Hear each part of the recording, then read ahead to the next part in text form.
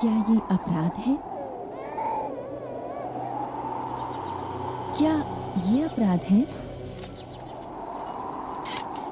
और ये भी? क्या ये अपराध है? और क्या ये भी अपराध है?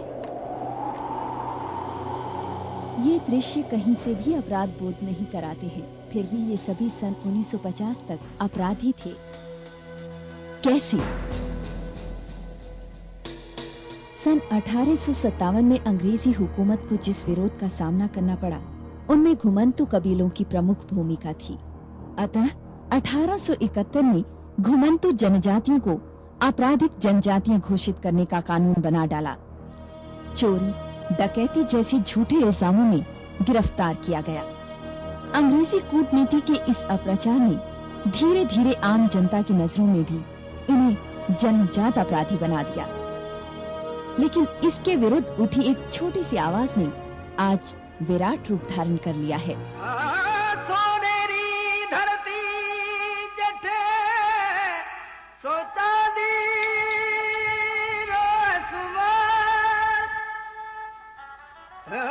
रंग रंगीलो रस भरो सो प्यारो राजस्थान जी एक सरिया बालम आवोली। राजस्थान की राजधानी जयपुर और जयपुर अलवर मार्ग पर जयपुर से 88 किलोमीटर की दूरी पर स्थित है विराट नगर। राज्य और देश की राजधानियों के ठीक बीचों बीच अलवर जिले की सीमा से सटा हुआ, भारतवर्ष के उत्थान और पतन की कहानी को अपनी आंखों से घटित होता देखने वाला, महाभारत के भीषण युद्ध का एकमात्र जीवित साक्षी, सम्राट अशोक के विश्व शांति अभियान के श्री गणेश की पावन भूमि, मत्स्य प्रदेश की राजधानी और महान राजा विराट की नगरी विराट नगर, जिसे बैराठ भी कहा जाता है।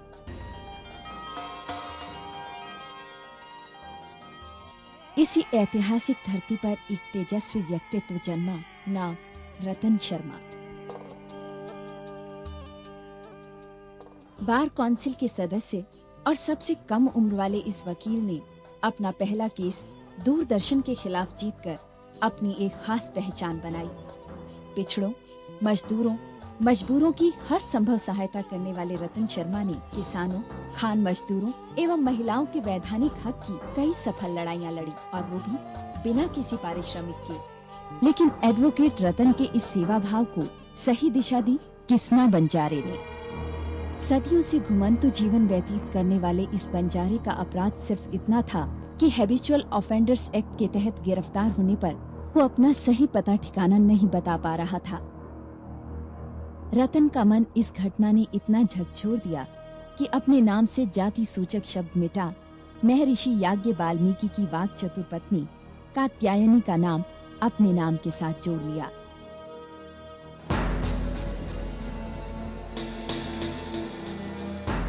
यही भीष्म प्रतिज्ञा की घुमंतुओं को ठहराने की, बेघरों को बसाने की, और सन 1990 में नींव रखी मुक्तिधारा संस्थान की। अपनी 6 बीघा जमीन संस्थान के नाम कर दी, स्वयं को बनाया संस्थान का पूर्णकालिक कार्यकर्ता और निकल पड़े घुमंतुओं को ठहराने बसाने उस उबड़ खाबड़ पथरीली कटीली राह पर जिसमें खुद के लिए कहीं कोई ठहराव नहीं था। जगह जगह पड़े डेरों में एक एक से मिलना, एक एक को समझाना, वो भी उन्हें जिनकी पीढ़ियां गुजर गई घूमते हुए पहिए पर। फिर सवाल आया कि जिस धरा पर सुई नोक भर भू के पीछे महाभारत हुआ हो, वहां इन्हें कहां बसाया जाए। यहाँ रतन का वकील होना काम आया। सोच विचार के बाद रास्ता निकल आया सिवाचक जमीन का। वो जमीन जो सरकारी होते हुए वन विभाग और पंचायत के खेतीहर तथा आवासीय खाते से बाहर है, जिस पर किसी व्यक्ति विशेष का कब्जा नहीं है। क्यों ना ऐसी जमीन पर घुमंतुओं को बसाया जाए।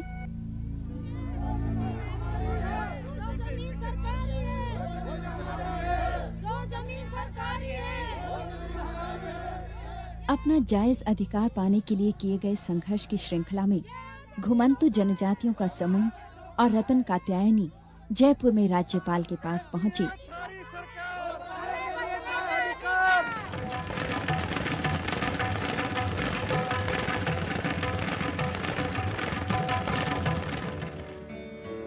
इन प्रयासों की आवाजें विधानसभा में भी गूंजने लगी और अपनी विजयी पताका लेकर ही लौटे। पहले कदम के रूप में सिवाचक की जमीन पर वीर भगत सिंह नगर बसाया गया।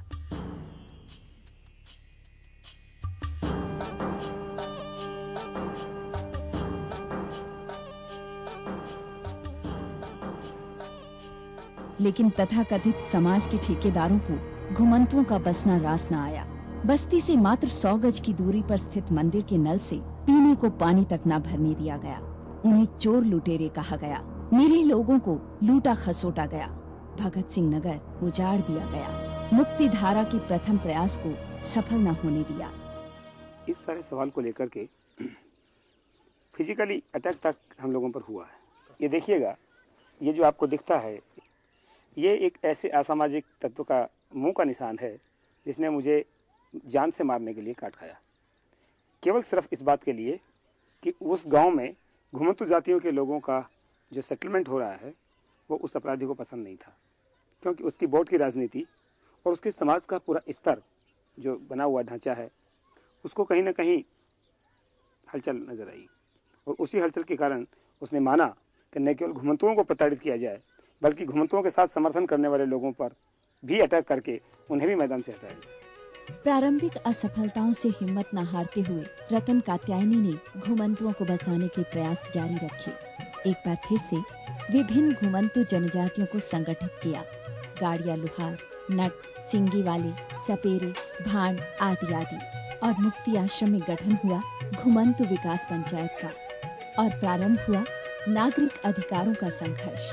नहीं मारेगा न कार्ड, पीपीआई भी कौन तो मारे किसी भी कार्ड को ना, ये तो भगवान का तो पट गया, जमीन माता का दे दो।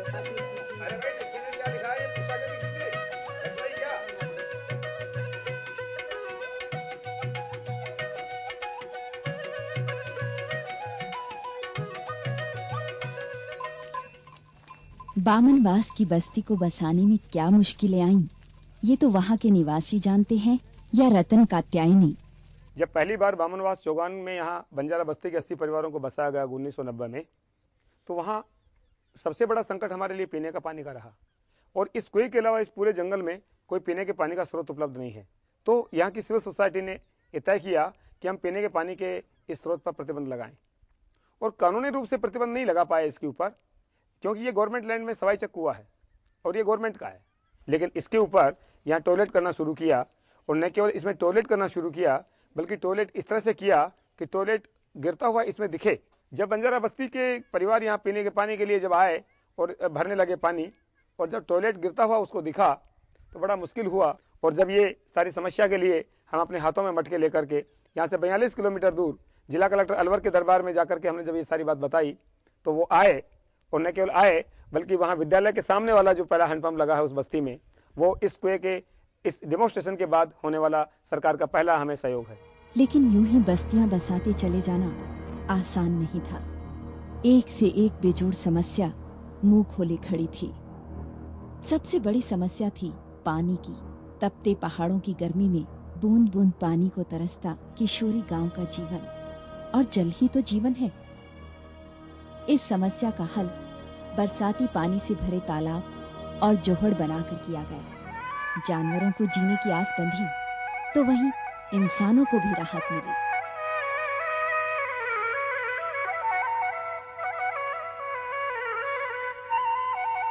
मुक्ति धारा के संघर्ष का परिणाम ये हुआ कि सरकार ने प्रत्येक परिवार को एक निश्चित सीमा के प्लॉट का पट्टा जारी कर दिया। ये राशन कार्ड है, ये पट्टा है, ये पट्टा से हमको जमीन मिल गई तो कोई ऐसे गरीब सहायता से मुक्ति धारा से जो हमारी जैसे मृग तृष्णा में दौड़ते हिरण को वास्तविक जलाशय मिला हो। अलवर जिले की थानागाजी तहसील में महाराणा प्रताप के वंशज कहलाने वालों ने अपनी गाड़ी के पहिए ठहरा दिए। मुक्ति धारा की मेहनत रंग लाई। सदियों के बाद बूढ़े चेहरे पर मुस्कान छाई।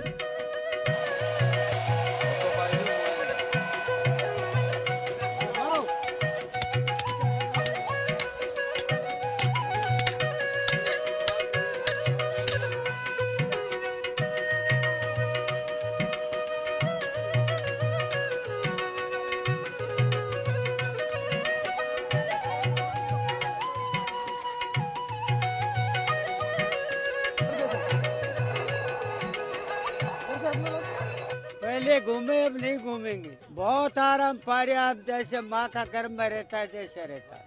अब तो शुक्रिया, हम तो यहीं तो मरांगा यहीं खपांगा। अब कल बसने में हमारी कदर होगी, जो हमारे बच्चे उनको भी कदर होगी, हमारी भी होगी। जो गांव बस्ती में चले जाओ तो हमको खाने को दार सुधार पे खाना भी मिल जाता है। दूर क्षितिज तक फैली अरावली श्रृंखला की ऊंची ऊंची पहाड़ियां, किशोरी गांव के निकट बसाई गई ये बंजारों की बस्ती। यहाँ पेड़ों से बस्ती की उम्र दर्शाने का नया प्रयोग किया गया। बस्ती बसाते ही प्रत्येक घर के आगे एक छायादार पेड़ लगवाया गया। पेड़ की उम्र बढ़ती गई, बस्ती उतनी ही पुरानी होती गई। आजादी के 58 सालों के बाद भी समाज की मुख्य धारा से बाहर रहने वाले इन घुमंतुओं को इस धारा में लाने का मतलब इन्हें इनके बुनियादी अधिकार दिलाना था। मताधिकार और राशन कार्ड इसका प्रतीक है। राशन कार्ड वगैरह बन गया, पट्टा भी मिल गया हमारे को, गवर्नमेंट सहायता भी कर रही है, तो भाई तुम्हारे को पैसे भी मिलेगा। पर मुक्ति धारा कह दे, मेरे ये बच्चा है नहीं पाप का, दूसरा बच्चा पाप का, ये धर्म का बच्चा है। मेरा कोई आगे पीछे कोई भी ससुराल सब मर गया, मेरे तो कोई भी नहीं। जब भाई मुक्ति धारा बोले तेरे साथ हमारा बच्चा भाषा रहेगा नहीं, जब तक तुम्हारा बच्चा भाषा रहेगा। कुछ रतनगाम भाई ने मदद की, ऐसे बड़ा गवर्नमेंट ने कोई सहायता नहीं की हमारे। ये भी लड़ाई झगड़े से बहुत मुसीबत पाके रतन भाई ने जीव जान दे के और हम कोई पट्टा मिलवा दिया और कोई सहायता नहीं करी जमींदार गवर्नमेंट ने।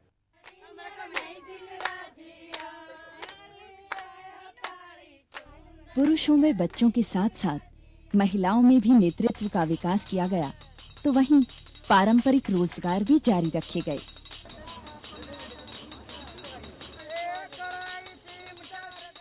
मुक्ति धारा ने एक और नया प्रयोग किया, मीलों तक फैली सिवाचक की पथरीली कटीली धरती पर हल चलाने का। चोटी से निकले पसीने ने एड़ी को छुआ तो देखते ही देखते ऊबड़ खाबड़ पहाड़ हलों की लीक से हरे भरे खेतों में परिवर्तित होने लगे। प्रयोग सफल रहा। मुक्ति धारा के प्रयासों से आज 50,000 बीघा जमीन पर खेती हो रही है। खेती बेशक बरसात पर आधारित है, लेकिन दर दर घूमने वाले बंजारे आज अपने खेतों के मालिक हैं। लहलाती फसल कटकर घर आई तो बंजारी ने वकील बीरा रतन कात्यायनी के स्वागत में झूम कर गाने लगी।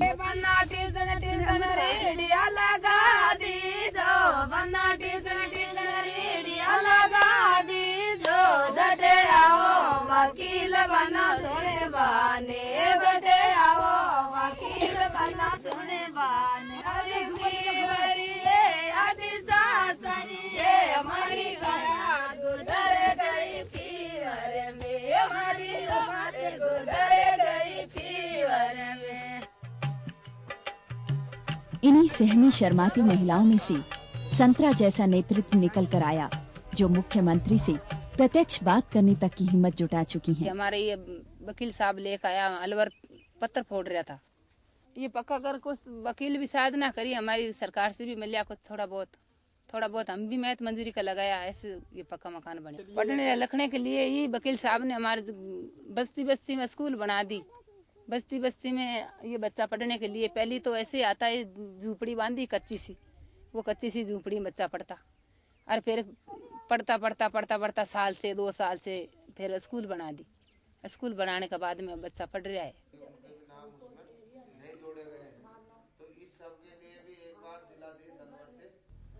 सदियों से पिछड़े इन लोगों में प्रतिनिधित्व की क्षमता विकसित की गई। इन्हें संस्था का पदाधिकारी चुना गया और छोटे छोटे दायित्व सौंपे गए। खुद अपनी समस्याएं सुलझाना सिखाया गया। परिणाम ये हुआ कि घुमंतुओं ने अपनी जमा पूंजी से घुमंतु सभा भवन का निर्माण करवाया। खुले आसमान के नीचे होने वाली मीटिंगें शीशे की इमारत में आ पहुंची। यहाँ समस्याओं के समाधान के साथ ही होता है गीत संगीत, जो जानकारी देता है अपने इतिहास की, वर्तमान की, और प्रेरित करता है भविष्य में हर संघर्ष के लिए तैयार रहने को।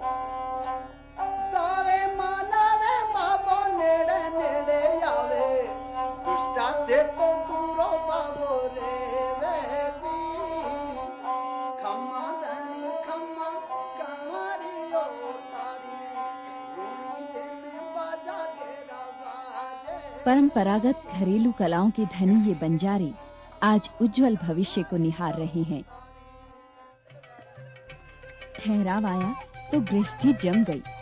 सूखी रोटी खाकर गुजारा करने वालों की हांडी में हरी तरकारियां पकने लगी, दूध की धार बही और पीने के शुद्ध पानी की व्यवस्था हैंडपंप से हुई तो कुछ समय पूर्व घुमंतु कहे जाने वाले गाड़िया लोहारों ने अपनी विजय पताका फहरा दी।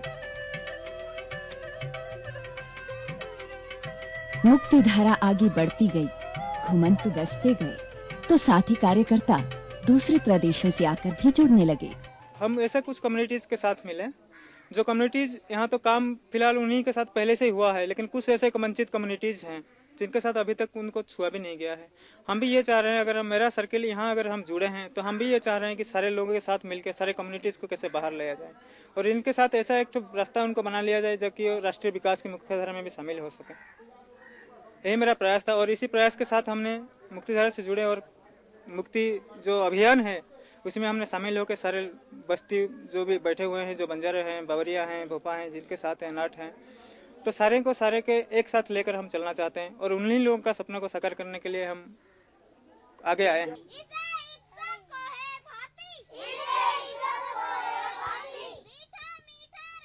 अब स्थापना की गई नॉन फॉर्मल एजुकेशन सेंटर्स की।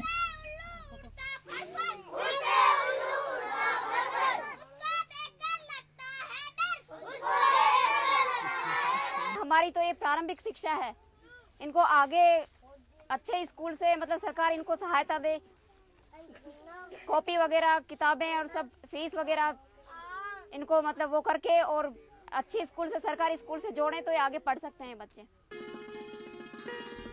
मुक्ति धारा ने पेड़ों और खुले आसमान के नीचे चलने वाले अपने स्कूलों को लेकर एक अनूठा प्रयोग और किया। स्कूल सुचारू रूप से चलने लगे तो उन्हें राज्य सरकार को दान कर दिया।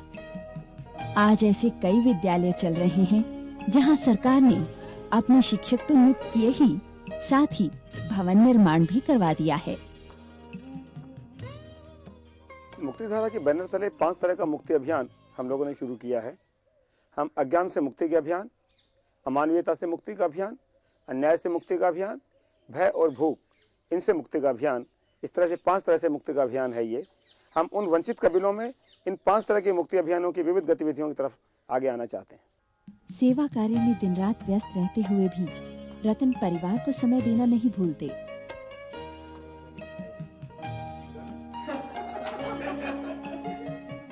पहले मोटरसाइकिल वगैरह थी तो हमने कैसे भी करके मकान को भी इनकम्प्लीट छोड़ा और ये गाड़ी की व्यवस्था की कि चलो इसमें आप सुरक्षित रहोगे, टाइम पे आओ, टाइम पे जाओ, किसी को साथ रखो या ज़्यादा किसी पे ऐसा विश्वास मत करो कि सोशल वर्क में भी भाई, जैसे इनके एक मित्र थे संजय घोष, उनका सुना कि वो ओवर कॉन्फिडेंस में ही उनका अपहरण हो गया और फिर सुनते हैं कि डेथ हो गई या अभी भी उनका अपहरण कर रखा है।